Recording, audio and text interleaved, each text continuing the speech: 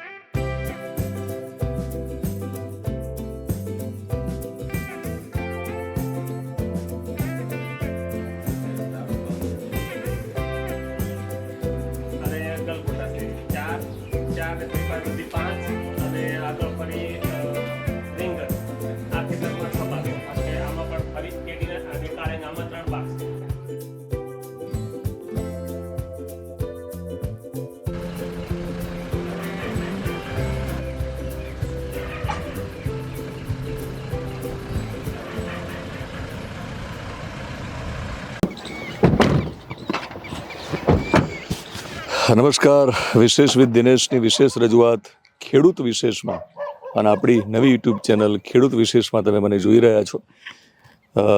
ગુજરાતના અને દેશના મારી દ્રષ્ટિએ તો ખેડૂત સેલિબ્રિટી કન્વરજી ઠાકોર સાથે છું અને એમને સેલિબ્રિટી બનાવવામાં જેમનો બહુ મોટો હાથ છે, ફાળો છે, એવા એમના ધર્મપત્ની આવો અહીંયા અને એમની દીકરી પિનલ પણ અહીંયા છે.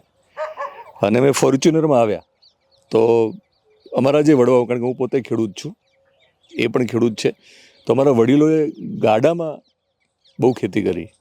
સાહેબ મારા પપ્પા પણ ગાડામાં જ, ખરેખર એમની પાસે બળદગાડું હતું અને સાયકલ હતી. અને આજે અમે જ્યારે આ લેવલે આવ્યા ને ત્યારે ખરેખર એ દિવસે ભૂલાતા નથી કે પપ્પા એમને એવું કહેતા કે લાકડા વેચતા અને પછી ઘાસ વેચવાનું ચાલુ કર્યું. ઘાસનો ભારો લઈને જાય અને એ જ પૈસાને એમને ચામુરસ લાવવાની હોય કે અથવા તો એમને કરિયાણું એ પૈસા આવતું હોય અને એ જ પછી બનાવીને ખાવાનું હોય. એવી હાલત એમને એ લોકોએ વેઠવેલી છે. અને તમે આજે ફોર્ચ્યુનરમાં ફરો છો? હા, આજે એમના જ માતા પિતાના આશીર્વાદ ને બસ અમારા પરિવારની મહેનત અને આજે આ લેવલ સુધી ફોર્ચ્યુનરમાં અમે આવી ગયા. ઓકે મિત્રો, તમે જુઓ કે પિનલ અત્યારે શૂટ કરી રહી છે, બતાવો. કારણ કે કન્વરજીની જે વાતો છે પ્રેરણાદાયી, એ લોકો સુધી પહોંચાડવા માટે કેમેરા પાછળ પિનલે ખૂબ મહેનત કરી છે. અત્યારે આપણા ઇન્ટરવ્યુમાં આપણે એમને સાથે લઈને આવ્યા, પણ એને પિનલે એનું કામ પણ ચાલુ રાખ્યું છે. અને આ બહુ જરૂરી છે કે સોશિયલ મીડિયાના માધ્યમથી તમે ઘર ઘર સુધી પહોંચ્યા. તો મિત્રો, બધી જ વાતો કરવી છે. અત્યારે કન્વરજી ઠાકોર કેટલા પાક એક સિઝનમાં લઈ રહ્યા છે એ પણ સમજવું છે. ફોર્ચ્યુનર લાવ્યા એની પહેલાં કેવું જીવન હતું.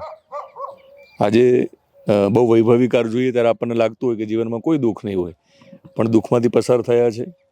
એક સમય જમીન પણ ગીરવે મૂકેલી, એ જમીન કેવી રીતે છોડાવી, બધી જ અજાણી વાતો કરવી છે.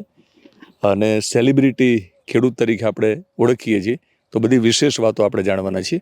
તો ચાલો આવો, તમે સાથે રહો. તો આપણે જઈશું. પિનલ પણ જોડાઈ જશે. પિનલ એનું કામ પણ ચાલુ રાખશે. ના, એનું કામ એને એ વ્લોગ બનાવે છે. શું ચેનલનું નામ છે? પીકે વાધણી 1148 અમારી ચેનલનું નામ, યુટ્યુબ ચેનલનું. ઓકે. ઇન્સ્ટાગ્રામ આઈડી છે ને. પપ્પાએ સોશિયલ મીડિયા વાપરવાની પરમિશન ના પાડતા હતા, એટલે છોકરીનું નામ ના આવવું જોઈએ કે છોકરાનું નામ પી મારો કે પપ્પાનો. વાધણી અમારી જાત છે. પાછળ અમારી ગાડીનો નંબર 1148 બધું ભેગું કરીને આઈડી બનાવી છે. ઓકે. યુટ્યુબમાં કેટલા સબસ્ક્રાઇબર છે? મારા 87,000 થાય છે આજે. હા. ઓકે. અને ઇન્સ્ટા અને ફેસબુકમાં? ઇન્સ્ટાગ્રામમાં 4 લાખ થાય છે અને ફેસબુકમાં 1.5 લાખ છે. કેટલા દર મહિને કમાવો છો? દર મહિને તો હવે આપણે 80-90,000. વાહ વાહ. તો મિત્રો, આમ તો પોતે જાણીતા છે, સેલિબ્રિટી છે, એટલે હું કહું તો જ એમની ચેનલને એમને તમે ફોલો કરવું માનતો નથી. આમ છતાં હું મારા ઓડિયન્સને રિક્વેસ્ટ કરું છું કે આમ તો આ વિડીયોમાં કોલેબોરેશન થવાનું છે, એટલે એમને આ વિડીયો આવશે ત્યારે એમની ચેનલ પણ તમને જોવા મળશે. તો એમની યુટ્યુબ ચેનલને તમે સબસ્ક્રાઈબ કરશો, એમના ફેસબુક પેજ અને ઇન્સ્ટાગ્રામ પેજને તમે ફોલો કરશો. ફૂલ આપણને જોવા મળી રહ્યા છે. તો આ ફૂલ જોઈને આપણની આંખોને ઠંડક મળે છે. આ દ્રશ્ય આપણને ગમે છે. પણ કન્વરજી ઠાકોરના જીવનમાં કાંટા જે આવ્યા છે માર્ગમાં, ગાડા માર્ગમાં, બરાબર ને? આજે ભલે ફોર્ચ્યુનર ગાડા માર્ગે અમે વચ્ચે મૂકી દીધી હોય, પણ આપણે હવે આપણે અંદર જઈને વાતચીત કરીએ.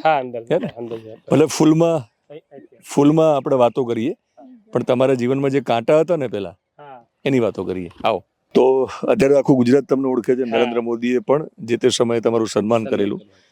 પણ મારે સમજવું છે, મેં કહ્યું કે આપણે ફૂલોની ખેતી વચ્ચે ચાલી રહ્યા છીએ, પણ તમે જાણીતા થયા, સેલિબ્રિટી ખેડૂત તરીકે લોકો તમને ઓળખતા થયા, એ પહેલાંની તમારી ઓળખ મેળવી છે. અને મેં કહ્યું કે જીવનમાં કાંટા પણ હતા. સાચી વાત. તો એક ખેડૂત તરીકે મારે તમારું જીવન સમજવું છે અને એ જ વાતો કરવી છે. એટલે તમારા ફેમિલી બેકગ્રાઉન્ડની થોડી વાતો કરશો અને તમારા વડીલો અને તમે પણ જ્યાં સુધી હમણાં સુધી તમે આ ખેતીમાં કેવા દુઃખ વેઠ્યા છે મારે સમજવું, કારણ કે ખેતી હંમેશા છે ને મને લાગે ખોટનો ધંધો રહી છે. સાહેબ, પહેલાં પપ્પાને બધાએ ઘઉં ને બાજરીને એવું કરતા હતા ને, તો પહેલાં એ માંડ એમ કે સારા કપડાં પહેરી શકીએ અને સારું ખાઈ, બીજું વધારે કોઈ પૈસા બચત જ નથી. અને પછી અમને પપ્પાએ લગ્ન કર્યા પછી 1.5-2 વર્ષમાં હું નાનો હતો એટલે બધાને અલગ અલગ કર્યા કે ભાઈ બધાએ હવે મારી જીવ તમારા બધા રાજી ખુશી અલગ થઈ ગયા. તો અમે કંઈ કીધું નવું કરીએ, તો નવું કરવાની શરૂઆત કરીએ તો પહેલાં એટલી બધી ગાઈડલાઈન નથી, તો એક પછી એક 2-3 પાક એવા ખરાબ થયા ને તો બહુ દુઃખ આવી ગયું અને જે હતું ને બધું ખોવરાઈ ગયું અને એવું નુકસાન ગયું. તો ટ્રેક્ટર વેચવું પડ્યું, ગાડી વેચી મારી, બાઇકે વેચી માર્યું, છેલ્લે મારા ઘેરથીના દાગીના પણ મેં ગીરવે મૂકી દીધા અને પછી ના ભરાણું તો પછી જમીન ગીરવે મૂકી દીધી. તમારા પિતાનું શું નામ? રામસિંહજી. ઓકે. અને કેટલા વર્ષ જૂની આ વાત છે? બસ 2008-9માં બહુ તકલીફ પડી હતી ટાઈમે મને. ઓકે. અને એ વખતે તમે ખેતીની શરૂઆત તમે હા, કરેલી? ખેતીની શરૂઆત કરેલી. પછી મેં કીધું પશુપાલન કરીએ, પશુપાલનમાં આપણે રહેશું. પશુપાલનમાં એક દિવસ મારે એવું થયું કે એક પાઇપમાં ખાતર ભરેલું પડી રહ્યું અને મને ખબર નહીં ખાતર અંદર રહી ગયું છે અને પાણી પાવામાં આવ્યું એટલે બધા ઢોરે એક દિવસ મરી ગયા. હા, પછી હું નિરાધાર બની ગયો, કોઈ આધાર જ નહીં, પશુપાલન નહીં. અને બસ હવે તો કે શું કરીએ, આપઘાત કરશું, શું કરશું. લોકો એવું કહેતા કન્વરજી આપઘાત કરશે કદાચ, પણ મેં કીધું અમુક ટાઈમે ભગવાનને દોષ આપતો, પણ પછી મેં જોવાની ગીતામાં એવું લખ્યું છે ભગવાન કે જન્મ મરણ મારે કંઈ લેવા દેવા નથી, બધું કર્મને આધીન છે. મેં કીધું મારા કર્મ ખરાબ હશે. પછી મહેનત ચાલુ કરી, પણ પછી એવું કર્યું કે હવે આપણે આ 4 મહિનાવાળી આવક નહીં, રોજે પૈસા આવું કંઈક કરીએ. પછી અમે શાકભાજીની શરૂઆત કરી. ઓકે. હવે થોડા આપણે અટકીએ કે એ વર્ષે તમારા ટૂંકમાં લગ્ન થાય છે, પછી તમારો પરિવાર, અને એ વખતે પરંપરાગત રીતે તમારા પિતા ખેતી કરતા હશે, મહેનત કરતા હશે, પણ આવક ન આવે, કારણ કે પરંપરાગત ખેતીમાં આવક નથી આવતી. તમારે પ્રયોગો કરવા જોઈએ, પ્રયોગશીલ ખેડૂત બનવું જોઈએ. તો એ તમે ધીમે ધીમે આગળ વધ્યા, પણ ઘરેણાં વેચવાની વાત આવે એ ખૂબ અરે માંડ છેલ્લે એને ખબર કે શું ઘરેણાં મેં આપીએ તો હવે કંઈક ડાળું પગલું ભરશે, પૈસા વગર કદાચ બીજું કંઈક કરશે, એના કરતાં એને પણ સોચાય ઘરેણાં આપવા પડે, કારણ કે હવે દુઃખે આપણા દુઃખે દુઃખી ને આપણા સુખે સુખી હોય પત્ની, તો પત્ની હોય કે દીકરી હોય બધાને છે એમનું. આવો થોડા નજીક આવો અહીંયા. આપણે એ વખતે મને યાદ છે કે પહેલાં કે આવી ફૂલોની ખેતી જ્યાં થઈ હોય ત્યાં જો લગ્નમાં ફોટો પાડવા મળે તો મોટી વાત ગણાતી, પણ એ વખતે એવું કંઈ હતું નહીં આપણા માટે. આ તો બધું આપણે ફિલ્મોમાં જોતા, બરાબર ને? પણ ઘરેણાં વેચવાની જે વાત આવી એ કેટલું અઘરું હોય છે એક સ્ત્રી તરીકે? ખૂબ અઘરું હતું, પણ સાહેબ હાલવા પડે. કેટલા ઘરેણાં એ વખતે વેચેલા? બધાય તોડ્યું, રોમનોમી. શું કેટલા તોલા હશે? રોમનોમીમાં 3 તોલાની હતી, બુટિયા તોલાના હતા, કાળલા કિલોનો, શેરના હોકળા, બધું ગાડી. તો એ દિવસો યાદ આવે તો અત્યારે ક્યારેક આમ એ દિવસો યાદ આવે એટલે શું થાય છે? રડવું આવે છે. ઓકે. હાલ સાહેબ ભગવાનની કૃપાથી એ જ વસ્તુ ડબલ વજનમાં પાછી આવી ગઈ છે. અને મને શોખ નહોતો, પણ એમને શોખ હતો, તો આજે બધું એના કરતાં બી સારું થઈ ગયું. ભગવાન જે આપે ને, અને એ પણ ઘણી વાર કહેતી કે આપણે આટલું નિષ્ઠાથી કામ કરીએ છીએ, ભગવાન આપણને સુખી ક્યારે કરશે? મેં તો ભગવાનને તો એ કરશે, જોજે, દુનિયા જોશે.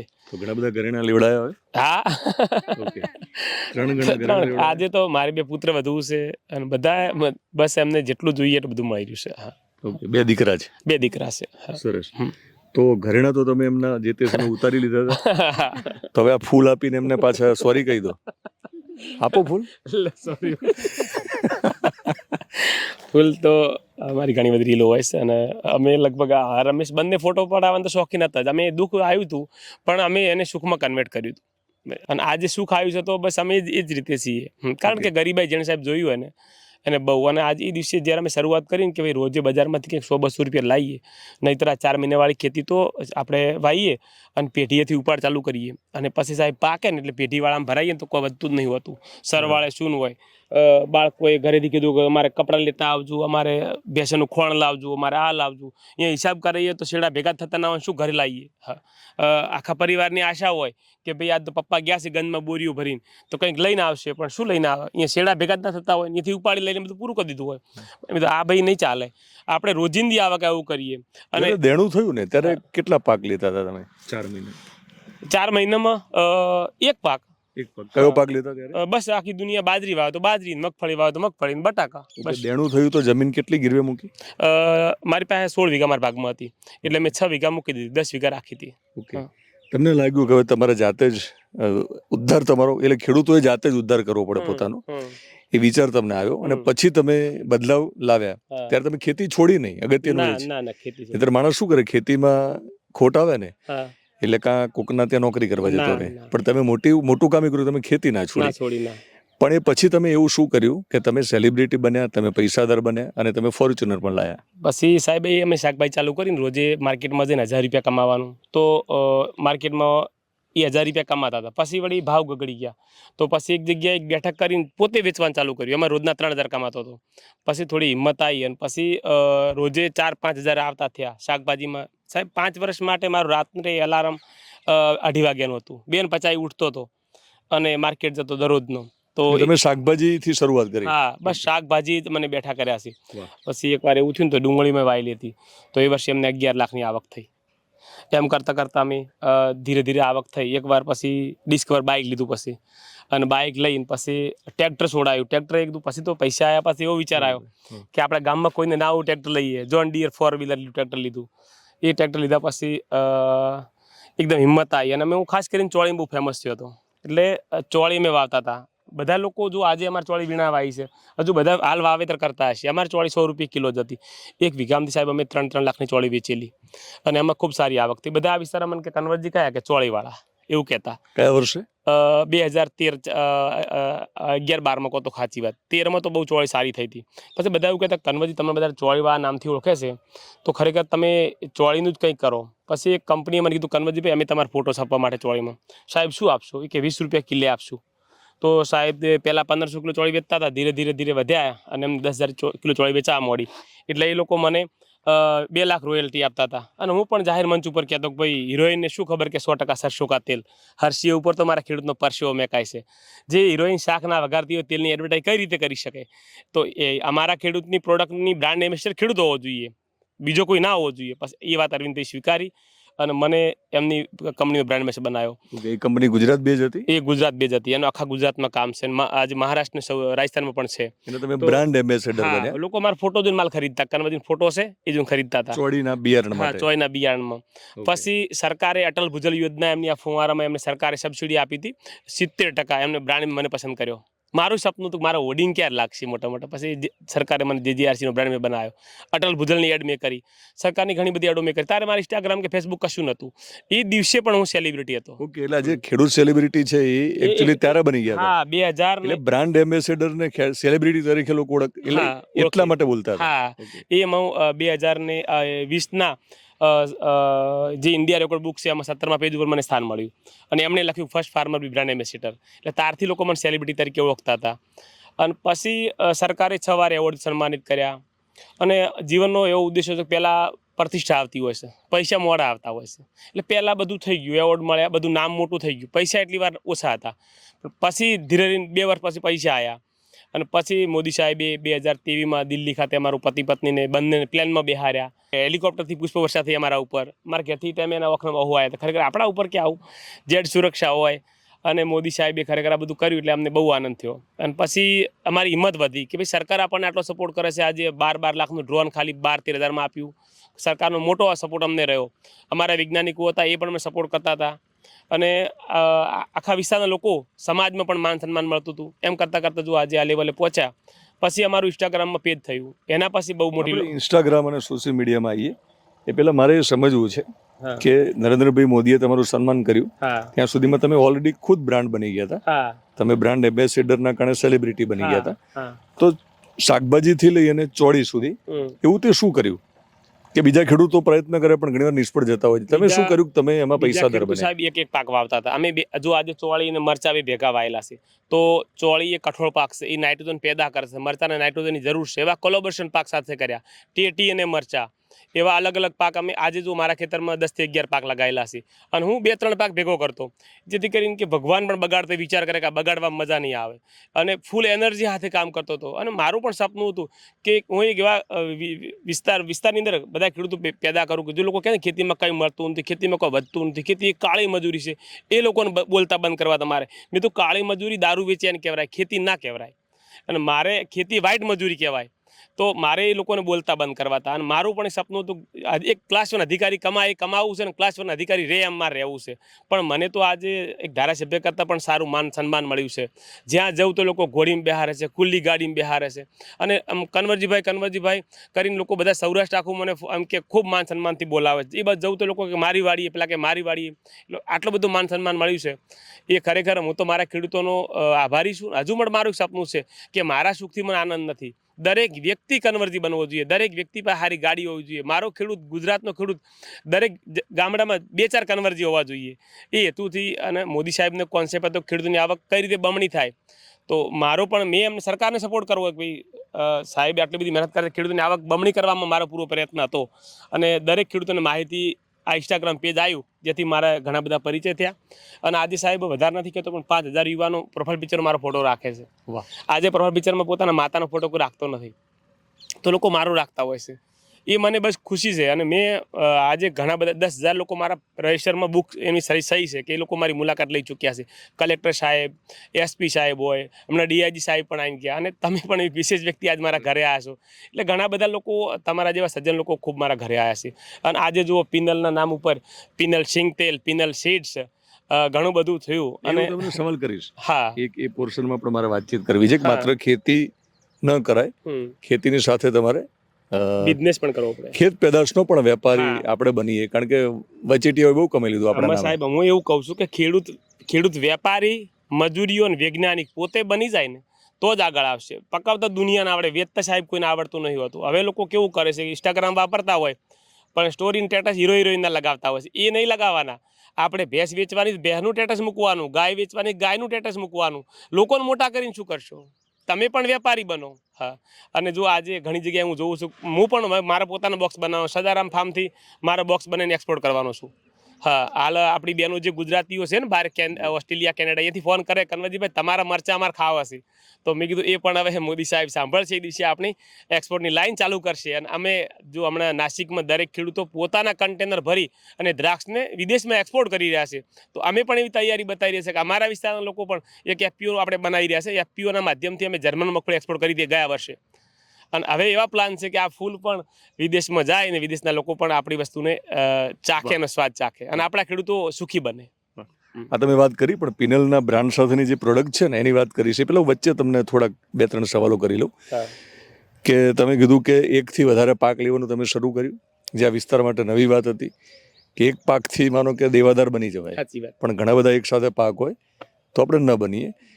હવે હાલ તમે કીધું કે 5 થી લઈને 7 પાક તમે હા. લો છો, તો આપણે વડીલોની ખેતી જે તમે પાછી લાવ્યા વિસ્તારમાં, એ કઈ ખેતી જે અત્યારે ખેતરમાં છે? વડીલો સાહેબ 2 વસ્તુ આપણે પાછી લાવીએ છીએ. એક તો એમનો અંગૂઠો પાછો લાયા છીએ આપણે, એ ફિગર તરીકે આપણે આપી રહ્યા. અને વડીલો પહેલા 5 ધાન હાથે વાવતા, બાજરી, મગ, મઠ, એરંડા ભેગું વાવતા.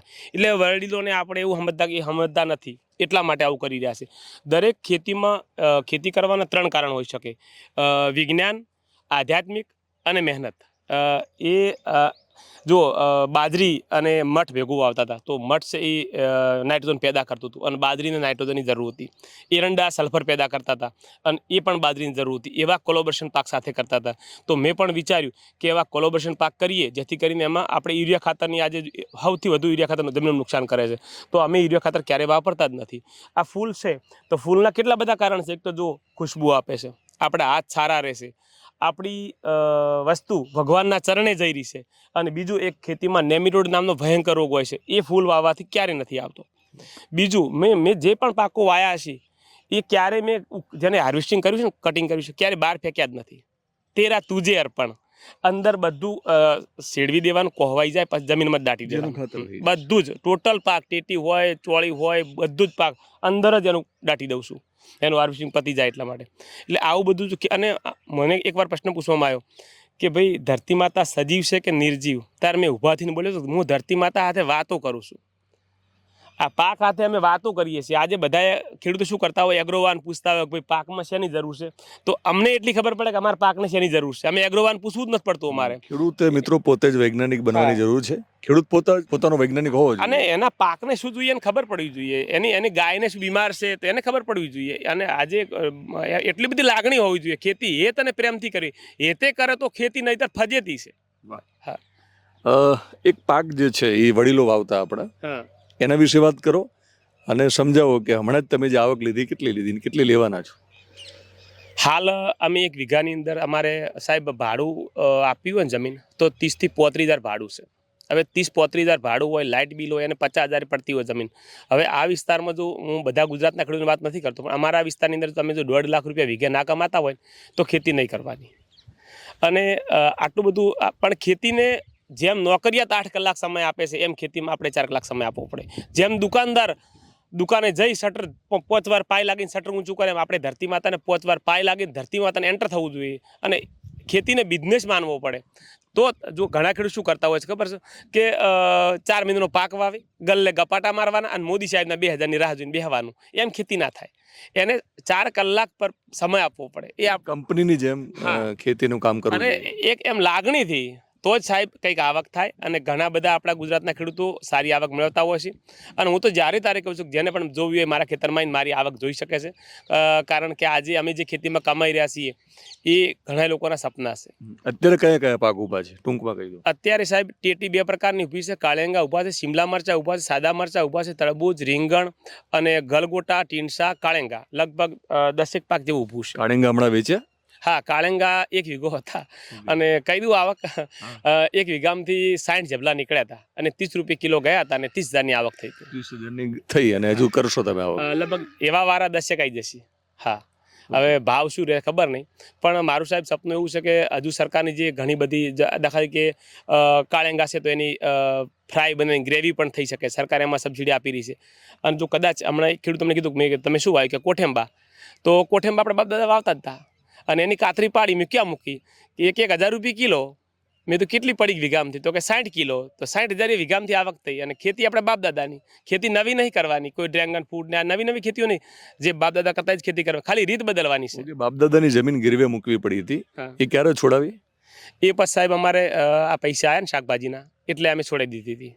હા, અને પછી તો મેં ગીરવે લીધી છે. પેલા મૂકી હતી અને આજે છે મારી પાસે 10 વીઘા જેવી જમીન. 10 વીઘા એટલે તમારી પોતાની જમીન કેટલી? મારી 16 વીઘા જમીન છે, 10 વીઘા બીજી મારી પાસે છે. કેટલી જમીનમાં તમે જે ટૂંકમાં ગીરવે લીધી હશે, ક્યાંક તમે પાડે લીધી હશે, એવી કેટલી જમીનમાં ખેતી કરો છો અત્યારે? પહેલા તો 30-40 વીઘામાં કરતો હતો, હવે પોકાતું નથી હોતું. એટલા માટે હાલ હું મેનેજમેન્ટથી ખેતી કરું છું, તો 16 ને 10-26 વીઘામાં ખેતી કરું છું અને સારી એવી આવક મળી જતી હોય સાહેબ. દર વર્ષે આશરે તમારી કેટલી આવક હશે? બસ દર વર્ષે મારી આવક 25 લાખ જેવી છે. માત્ર ખેતીની વાત કરીએ છીએ? હા, માત્ર ખેતી. અને મને પિનલ નામની જે બીજી બ્રાન્ડ છે ને અત્યારે આમાં આપણે ઇન્ક્લુડ નથી કરતા. ના પિનલ તો હા, એ તો એના બ્રાન્ડથી છે એટલે મને આપે ના આપે, પણ બાકી હું મારી વાત કરું છું. બિલકુલ. હા, તો તમે શું શીખ્યા અત્યારે? કારણ કે લોકો છે ને લાખો રૂપિયાની વાત આવે એટલે એમ થાય કે ચલો હું પણ ખેતી કરવા માંડું, હું પણ કમાઈ લઈશ. પણ ખરેખર સમજાવો કે ખેડૂતો આવો ને, ખેડૂતોએ આ બધી વાતો સાંભળીને તરત કમાવાની તૈયારી સાથે ખેતી શરૂ કરવા કરતાં શું ધ્યાન રાખવાની જરૂર છે? રતન ટાટા સાહેબ એવું કહેતા એક જગ્યાએ 1000 દિવસ આપવા પડતા હોય છે. એ વાત એમની હું સહમત છું એમની સાથે. 1000 દિવસ તમારે ભોગ આપવો પડતો હશે. પણ હું તો એવું કહું છું કે આજના યુવાન કે 500 દિવસ મને આપો, ખાલી તમારી દિશા અને દશાના બદલાવ મને યાદ કરજો. ખેતી એ અમેરિકા જેવા દેશોએ દાવો કર્યો કે ભારત ફિર સે સોને કી ચીડિયા બનવા જઈ રહી છે. ઘણા મોટા મોટા બિલ્ડરો આજે એમ કહે છે કે ખેતી જેવો કોઈ ક્રેઝ નહીં આવે. જો તમે આજે અમારા ખેતરમાં અમે ખેતીની આવક તો લેશું જ, પણ આજે પ્રિવેડિંગનો ટ્રેન્ડ ચાલી રહ્યો છે. અમે પ્રિવેડિંગ કરવાના પણ ચાર્જ લેવાના છીએ, વોકિંગ કરવાનો પણ ચાર્જ લેવાના છીએ. લોકો પૈસાથી શાકભાજી ખરીદી શકશે, દૂધ ખરીદી શકશે, હવા લેવા માટે ક્યાં જશે? એ તો ગામડે આવવું જ પડશે. એટલે ખેતીનો ટ્રેન્ડ આવવા જઈ રહ્યો છે. પણ ખરેખર ખેતીને જો બિઝનેસ જેમ સ્વીકારે તો ખેતી બિઝનેસ છે. ઓકે, તમે દરરોજ સવારે કેટલા વાગે ઉઠો છો? લગભગ 4:30. ઓકે, અને શું નક્કી કર્યું છે કે દરરોજ ઉઠો એટલે માર્કેટમાં જાવ તમે હા ત્યારે કેટલા પૈસા લઈને ઘરે આવો છો? ગાડી ભરેલી જ પડી હોય છે અને મારે લઈ અને લગભગ 3 વાગે જો પહેલાં માર્કેટ જવાનું હતું અને માર્કેટમાં શાકભાજી વેચી અને સારામાં 8 થી 10 હજાર રૂપિયા રોજે લઈ લેવાના. એ લઈ અને પાછું કદાચ ગાડી ખાલી થઈ જાય છે, ના થતી હોય, ટ્રેક્ટર હોય તો ટ્રેક્ટર મૂકીને બાઇક લઈને પાછો ગાય દોરાવા ઘરે આવતો. ડબલ કામ કરવું પડતું હતું. અને આજે શાકભાજીમાંથી એમ કે પર ડે નક્કી કર્યું છે કે જેમ પહેલાં 1000 રૂપિયા કમાવાનું લક્ષ કર્યું હતું, આજે 8-10 હજાર રૂપિયા કમાઈ લેવાના. બોલે શાકભાજીમાંથી જ દરરોજના આટલા કમાઈ લો છો. હા. આજે આવક આવશે બાકીની એ તો જુદી છે. હા, પછી એમાં મારું લેબર ચાર્જ બી થતું હોય છે, 2-1000 રૂપિયા દાડે લેબર ચાર્જ થતું હોય છે. પણ ખેતી ખરેખર હું તો માનું છું, ભગવાનનો આભાર માનું છું કે ખરેખર મને ખેડૂતના ઘેર જન્મ આપ્યો છે. અને બધાએ એમ ગર્વ અનુભવવો જોઈએ કે આઈ એમ પ્રાઉડ ઓફ યુ, કે ખરેખર ખેડૂત જો કોઈ સુખી નથી. સાહેબ આ રાત્રે ઊંઘ આવે છે ને, ખરેખર કોઈ ગોળી લેવાની જરૂર નહીં પડતી. દિવસ ક્યારે કે ખબર જ નહીં પડતી. પણ તમારી ઘોડી જે છે આ પ્રેરણાદાયી, એ ગળવાથી અમને પ્રેરણા મળવાની છે. અને ઘણા બધા ખેડૂતને પણ મિત્રો અલ્ટિમેટલી મારો ઈરાદો એવો છે આ શો કરવાનો કે આપણે લાખો રૂપિયાની વાત કરીને એવું નથી કહેવા માંગતા કે તમે પણ કમાઈ લેશો. તમે જો મહેનત બરાબર ન કરો તો કંઈ ના કમાવાય. સાહેબ આ જ પ્રકારની ખેતી તમે કરો તો પણ ના કમાવાય. ઘણા લોકો મને કે કન્વરજીભાઈ અમારે 10 વીઘા ખેતી કરવી છે, અમને ટપક ને મલ્ચિંગ આપો. ભાઈ નહીં મળે. પહેલાં તમે 1 વીઘાથી કરો, પછી તમારો જાત અનુભવ થાય એટલે 2 વીઘાની કરો, 3 વીઘાની કરો, પછી આગળ ચાલો. મારા વિડીયા જોઈને કોઈ ખેતી ના કરશો, હું બધાને કહું છું. એના માટે અનુભવ કરવો પડશે અને રીલ નહીં રિયલ જોવો. હા, પહેલાં તમે ખેતરે આવો અને જુઓ પહેલાં મારું ફિટિંગ કેવું છે, મારો પરિવાર કેટલા. બધાએ સાહેબ એટલું પૂછતા હોય કન્વરજી કેટલા કમો છો અને કેટલા વાપરો છો, પણ કેટલી મજૂરી કરો ને કેટલા વાગે ઉઠો ને કેટલા વાગે ક્યારેય કોઈ પૂછતું જ નહીં. એ આજે મારે પૂછવું છે. એટલે મિત્રો મારો ઈરાદો એવો છે કે આપણા શોમાં આપણી ચેનલમાં હું જ્યારે મળું ત્યારે માત્ર લાખોપતિ થયેલા ખેડૂતને નહીં મળું, પણ ખંતથી ખેતી કરતો હોય ને, એ ભલે 2000 રૂપિયા કમાતો હોય પણ ખેતી ખંતથી કરતો હોય ને, એવા ખેડૂતોની વાતો મારે પહોંચાડવી છે. પિનલ આવ મિત્રો, પિનલ પણ અહીંયા આવશે. પિનલ આ બાજુ આવ. અહીંયા તારા પપ્પા તો 3 વાગે ઉઠે છે અને આપણે માત્ર એમની આવક, એમના વિડીયો જોઈને લોકો માની લેતા હશે કે બધું તરત મળી જાય, એમ ના મળે. આખા દિવસની દિનચર્યા કહો, કેવી તમે આખો પરિવાર મહેનત કરો છો? અમે સવારમાં 4 વાગે ઉઠો. મારું કામ હું સાહેબ કહું ને તો પહેલાં 4 વાગે ઉઠીને મારે પહેલું જ લાઇટ જતું એટલે તબેલો ધોવો પડે. પશુપાલનનું કામથી શરૂઆત કરો. 4-4:30 તબેલો ધોઈ પછી ખોણ બીજું પલાળી પછી બહાર વાળવાનું થાય. અમારે અડધો વીઘો તો હાવરવાનું જ છે. પછી 5 વાગે પપ્પાને બધા ગાય દોરાવા ઘેર આવે એટલે બધા ગાય દોરાવો. પછી ફટાફટ ઘરનું કામ, વાસણ ને કચરા પોતું બધું કરી અને દિવસ ઉગે ને 6 વાગે એના પહેલાં અમારે ખેતરમાં આવવું પડે. 6-7 વાગે ખેતરમાં બધા આવી જાય એટલે 3 થી 4 કલાક કામ કરી લેવાનું આખા દિવસનું. હોજે જે 4 વાગે કોમ કરો એ ઠંડા પોરમાં. ગરમીમાં કોઈને કોમ જ ના કરવાનું. કોમ જેવું કરવાનું કે આપણું શરીરે ન બગડે, કે આપણને જોર ના આવે. અમુક જેવું કરે ખબર 8 થી 9 વાગે ખેતરમાં જાય અને 1 વાગ્યા ધીરે એટલે કે અમને જોર આવે અને આ કાળી મજૂરી ખેતી કરાય જ ના. પણ વહેલા ઉઠીને જ અને 10-11 વાગે પાછા આવવાના. પછી 11 વાગે એસી મૂવી જો 4 વાગ્યા સુધી કોણ કહેશે કે તમે આટલી મજૂરી કરો? મજૂરી કરવાની પણ મેનેજમેન્ટથી. ફોર્ચ્યુનર ચલાવો છો? ના સાહેબ, ચલાવતા નહીં પણ ઈચ્છા છે કે હવે હું એ શીખું. કારણ કે પપ્પાને જો હું કેમેરામેને છું અને ઈચ્છા આવી કે હવે ડ્રાઈવરે બની જોઈએ નહીં. એમનું શૂટિંગ તમે કરો છો. હા, શૂટિંગ. ફોર્ચ્યુનર લાવવાનું શું કારણ છે? ફોર્ચ્યુનર લાવવાનું કારણ છે ને મારા પપ્પાનું સપનું હતું કે હું એક દિવસ આવી ગાડીમાં બેહું. હજી સપનું તો લાલ ગોળાવાળી ગાડીનું છે, પણ પહેલાં હારું હતું એટલે હારું પૂરું કર્યું. અને પપ્પાની ઉંમર પછી થઈ જાય પછી ગાડીમાં સડી નાખી તો ગાડી પછી શું કોમ નહીં. કઈ ગાડીનું સપનું છે? લાલ ગોળાવાળી. લાલ લાઈટ વાળી? નેતાઓ જોડે. Okay okay. રાજકારણમાં જશો? નહીં, એવું કોઈ સોગન પણ ના ખવરાય. જો સમય છે ને, મેં મારી અલ્ટો ગાડી હતી ત્યારે એવું લાગતું હતું કે અલ્ટો ગાડીમાં જિંદગી પૂરી થઈ જશે. અને આવી ફોર્ચ્યુનર તો હું જોઉં ને તો કે આવી આપણે ના લઈ શકીએ. આને તો બહુ મોટું મેન્ટેનન્સ હોય, આ બધું 5 લાખની ગાડી આવે. પણ ભગવાને પૂરી કરી છે. ભગવાન જે દિશામાં લઈ જશે. હું તો ખેડૂતોના મસીહા તરીકે કામ કરવું છે. અને સાહેબ હાલ ખેડૂત પર સારી ગાડી પાડું તો મારી છાતી ફૂલાય છે કે ભાઈ મારો ખેડૂત હવે એમ કે 2 પોદડે થયો છે. એટલે એમની ગાડી લાલ લાઈટ વાળી હોવી જોઈએ તમે માનો છો? હા, એ ગાડી હે ને ખાલી નેતાઓ પાસે, અધિકારીઓ પાસે, ધારાસભ્યો પાસે કે ભલે મોદી સાહેબ પાસે હોય એવી ગાડી, એવો હોદ્દો મળવો જોઈએ.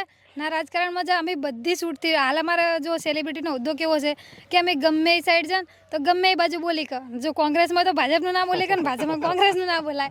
એટલે આ હોદ્દો એવો હોવો જોઈએ કે આપણે બધી સમાજ સપોર્ટ કરે. ઓકે. માનો કે રાજકારણમાં જાય તો મંત્રી બને તો કયા મંત્રી બનવા જોઈએ? કૃષિ.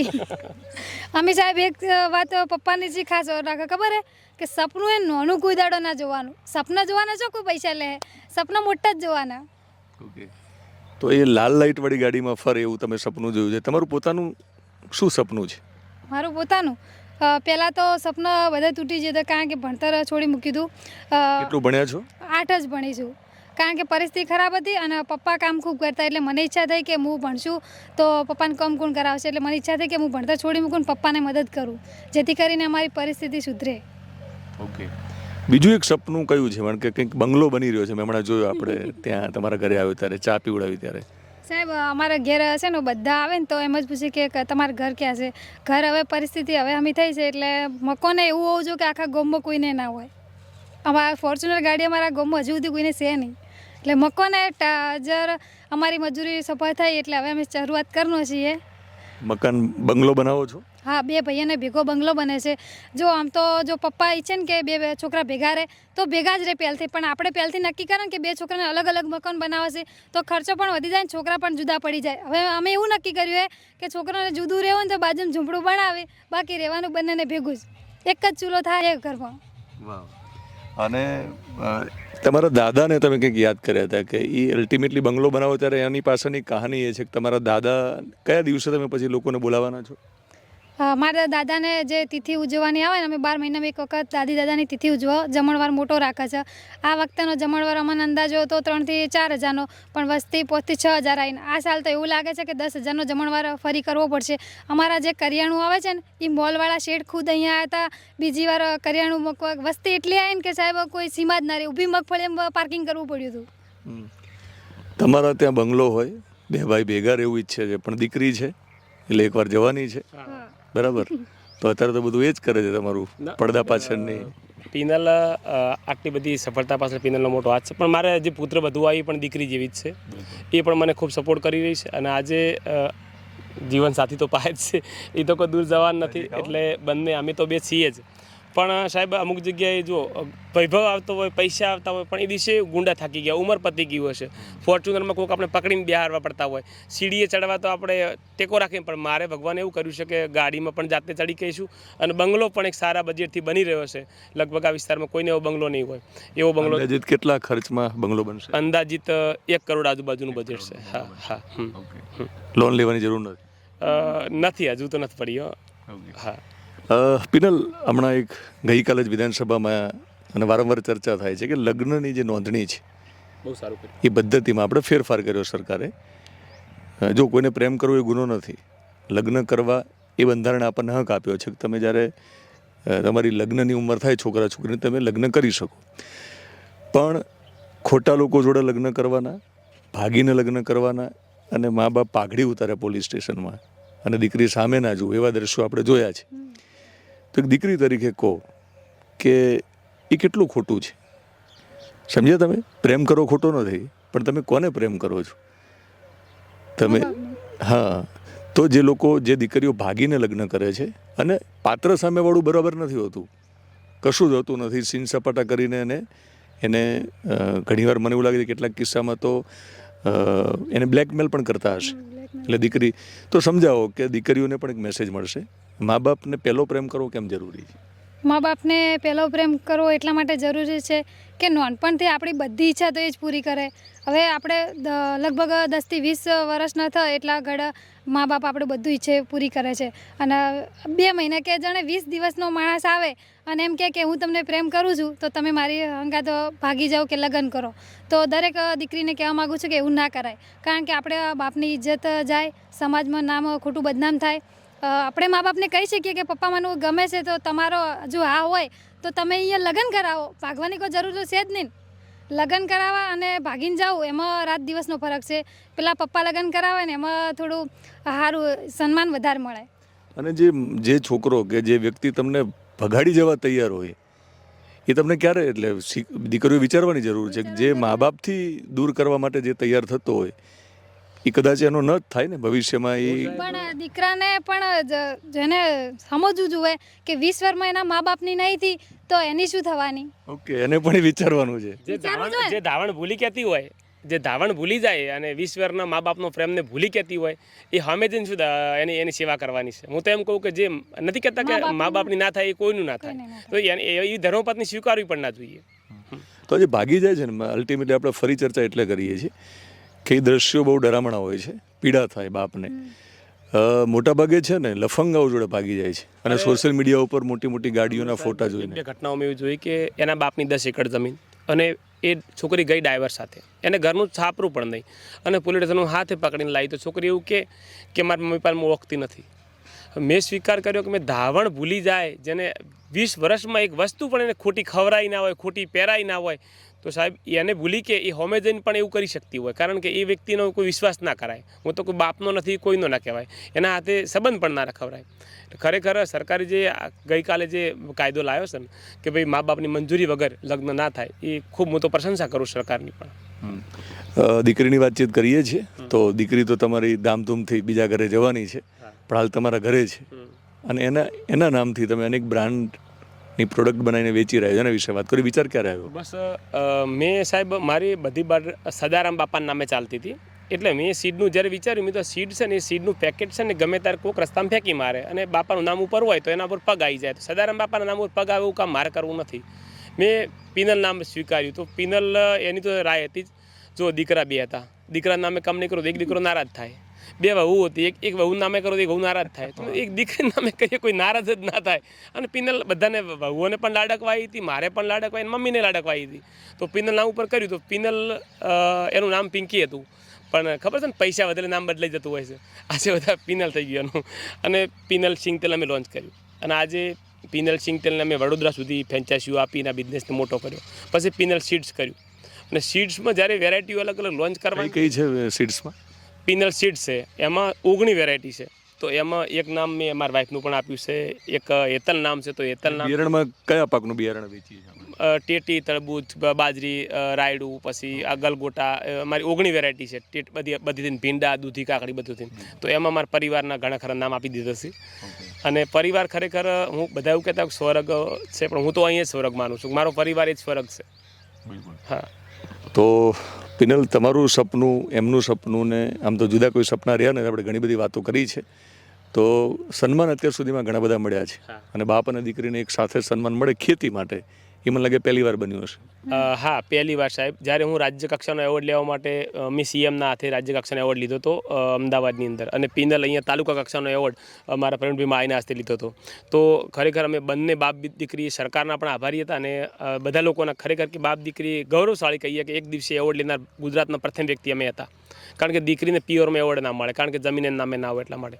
પણ સરકારની યોજના હતી લીઝ ઉપર જમીન લઈને એવોર્ડ મળે છે, તો એ પિનલને મેં અપાયો હતો, અને પિનલ એના પછી હવે જિલ્લા કક્ષામાં પણ એવોર્ડ લઈ લેશે. અનેક સવાલો થયા છે, ઇન્ટરવ્યૂ તો ઘણો લાંબો થાય, બરાબર ને? આપણે અટકવું તો પડે ક્યાંક. ખેતીમાં કામ કરતાં કરતાં પણ આપણે વચ્ચે અટકતા હોઈએ છીએ, બરાબર ને? કંઈક મેં પૂછવાનું મારાથી રહી ગયું અને કશું કહેવાનું અગત્યની વાત ચૂકી ગયો હોય તો તમે કહી શકો. ના, બસ તમે આજે ઘણું બધું પૂછી લીધું છે. આપણા ખેડૂતોને ઘણી બધી તમારા વિડીયોના માધ્યમથી જાણવા પણ મળશે. પણ બસ મારું તો એ જ કહું, સમય સાથે ચાલો. 4 મહિને વાળની પેટર્ન બદલવાની, 4 મહિને કપડાની બદલવાની, ખેતીની પેટર્ન પણ બદલવી પડશે. જેમ તમે હેરસ્ટાઈલ બદલી કાઢી, કાપડ બદલી કાઢ્યા, ધોતીઓ આમથી પેન્ટ ઉપર આવી ગયા, તો ખેતીની પેટર્ન પણ બદલજો. અને ખેતીની પેટર્ન નહીં બદલો તો દુઃખી રહેશો, કારણ કે આજે ટપક મલ્ચિંગનો સમય આવ્યો છે. તો આખું દુનિયા ટપક ઉપર ખેતી કરે ને આપણે છૂટું પિયત વાળતા હોય તો એ ના ચાલે. એટલે ખેતી સાથે હું તો કહું છું કે ખેતીની રીત પણ બદલો. અને ખેતીમાં પહેલાં હાર્ડ વર્ક હતું, હવે સ્માર્ટ વર્ક આવ્યું છે. તો સ્માર્ટ વર્કથી ખેતી કરવાની છે. ખેતીમાં હવે મહેનત નથી કરવાની, મેનેજમેન્ટ કરવાનું છે. સવારે કેટલા વાગે ઉઠો છો? અને હું મીડિયામાં પણ કહું છું કે સુખનો સૂરજ ઉગાડવા માટે આ સૂરજ ઉગ્યા પહેલાં ઉઠવું પડશે. સવારે 5 વાગે પથારી નહીં છોડો, તમારી પથારી ફેરવવાળો બીજો કોઈ નહીં, તમે પોતે જવાબદાર છો. એ હું ઘણીવાર કહું છું વિડીયોમાં પણ. હેરસ્ટાઈલની તમે વાત કરી છે, તમે કીધું કે બધું બદલાવવું જોઈએ, તો મારે કાળા વાળ કરવા જોઈએ? ના, તમે જે વ્હાઈટ વાળમાં જે લાગો છો ને, ખરેખર મારે તમારી જેમ પૂરેપૂરા થઈ જાય ને, હું પણ ડાઈ નહીં મરાવું. વ્હાઈટ વાળ મને પણ બહુ શોખ આવે છે, ખરેખર મજા હોવા જોઈએ. Thank you very much. Penal, કશું કેવું છે? સાહેબ, હવે છે ને દીકરીઓને કરિયાવરમાં સોના ચાંદી મૂઘું થઈ જોઈએ, એટલે હવે દીકરીઓને કરિયાવરમાં સોના ચાંદી નહીં આપો તો ચાલશે, પણ ટપક, ફુવારા અને ગીર ગાય આપજો, જેથી કરીને દીકરી પગભર થઈ શકે. કારણ કે બધી દીકરીઓ તો ભણેલી હોતી નથી, એને જાત મહેનત કમાવું જરૂરી છે, કારણ કે આપણે જો કોઈના જોડે 10 રૂપિયા માગવા હોય ને તો આપણને શરમ આવે, ભલે ઘેર કરોડો રૂપિયા હોય. હાલ હું મારા પપ્પા જોડે મારી સોશિયલ મીડિયાની આવક છે ને એટલે હું એની જોડે માગતી નહીં, એટલે આપણને પ્રાઉડ ફીલ થાય કે ભણ્યા નથી પણ આ પોતાના જાત મહેનત આપણા શોખ પૂરા કરે. વાહ, તો થેન્ક યુ વેરી મચ. તમે તમારી વ્યસ્તતા વચ્ચે સમય કાઢ્યો, કારણ કે આખો દિવસ વ્યસ્ત હોય છે. તમે પણ સાથે રહ્યા, પિનલે પણ એનું કામ કરતાં કરતાં આપણી સાથે વાતચીત કરી છે. જ્યારે મારી ચેનલની આગળ વિશેષ લાગતું હોય છે ત્યારે મારો હંમેશા એવો પ્રયત્ન હોય છે કે વાતો, વિચાર અને વ્યક્તિ બધા વિશેષ હોવા જોઈએ. તો ખેડૂત વિશેષમાં હું આવા એક વિશેષ ખેડૂતને અને વિશેષ પરિવારને મળ્યો છું. હું બીજી વાર આવું ત્યારે બંગલો હશે અને ત્યારે મારે આવવાનું છે, વચ્ચે લાડવા ખાવા આવવાનું છે. બિલકુલ. અને પહેલાં વચ્ચે પણ કદાચ આવું તો બીજો એક વિડીયો બનાવીશું ને એ વખતે બીજી વાર વાતો કરીશું. અમારો વિશેષ પ્રયત્ન તમને પસંદ હોય તો યુટ્યુબમાં હોય તો તમે સબસ્ક્રાઈબ કરશો, ફેસબુક પેજ અને ઇન્સ્ટાગ્રામમાં હોય તો તમે ફોલો કરજો. પિનલની પણ જે ચેનલ છે, ઇન્સ્ટાગ્રામ આઈડી છે, ફેસબુક આઈડી છે, આમ તો તમે એને ઓળખો જ છો, તમે ફોલો અને સબસ્ક્રાઈબ કરી જ લીધા હશે. પણ હું પણ વિનંતી કરું છું, જો આળસ થઈ હોય તો સવારમાં વહેલા ઉઠીને પણ તમે કરી દેજો. ફરીવાર ખેડૂત વિશેષમાં હું જ્યારે મળું ત્યારે આવી કોઈ વિશેષ વાતો સાથે મળીશ. હવે જો એક્ટિવ થઈ ગઈ છે, આપણે બતાવી શકીએ. બતાવો એ બાજુ. હવે એનું એક કામ પૂરું કરી રહી છે, એનો વ્લોગ પૂરો કરી રહી છે. ઓકે, ફોટો પાડે છે અને વ્લોગનું ક્લોઝિંગ પણ કરશે ને કદાચ. યસ, ઓકે, આ રીતે પાડો. હા, આ રીતે મુવમેન્ટ વાળો. તમે નજીક આવો. યસ, આવી જા. થોડી વાતચીત કરતા એ રીતે પાડી આમ. ના, એ વિડીયો પણ ઇન્સ્ટાગ્રામ ફોટો પાડવો છે ને? ફોટો પાડો. ઓકે. તો જો ફાઇનલી પપ્પાનું ઇન્ટરવ્યૂ પતી ગયું છે અને કઈ ઝીરોમાંથી હીરો કઈ રીતે બન્યા એ આખું વિડીયોમાં પપ્પાએ કહી દીધું છે. અને અમારા જો યુટ્યુબ ચેનલમાં થોડું શોર્ટ હશે પણ સાહેબના ચેનલમાં બહુ લાંબુ ઇન્ટરવ્યૂ આવશે. તો બિલકુલ. તમે જોવાનું ભૂલતા ના. મારું નામ ખબર છે તમને? દિનેશભાઈ સિંઘ. નહીં, તમને પૂછું છું. દિનેશભાઈ સિંઘ. ઓકે. હવે તો માહિતી લખેલું છે કે મિત્રો મારે મહેનત કરવી પડશે. જો પિનલને મારું નામ ના આવડતું હોય તો મને લાગે મારે મજૂરીની પણ ખેતી કરવી પડશે. ઓળખે છે, તમારી હેરસ્ટાઈલથી ઓળખે છે, નામથી નથી ઓળખતી. પિનલ તરત ઓળખી ગઈ કે આ સાહેબ દિશા હતા. પણ તમને હું પણ ચહેરાથી લગભગ આખું ભારત ઓળખતું છે તમને. કદાચ નામમાં કદાચ થોડા ઘણો ફેરફાર થતો હશે, બાકી તમને ચહેરાથી આખી દુનિયા ઓળખે સાહેબ. પણ મિત્રો મને ઈચ્છા છે કે આપણે બધાને આપણા કામથી લોકો ઓળખે. બસ રાઈટ. અને મારી ઈચ્છા એવી છે કે જીવન પર્યંત, ખાસ તો ખેડૂતનો દીકરો છું અને પત્રકાર છું, તો જેમ ખેડૂત નેતા હોય એમ હું ખેડૂત પત્રકાર બનવા માગું છું.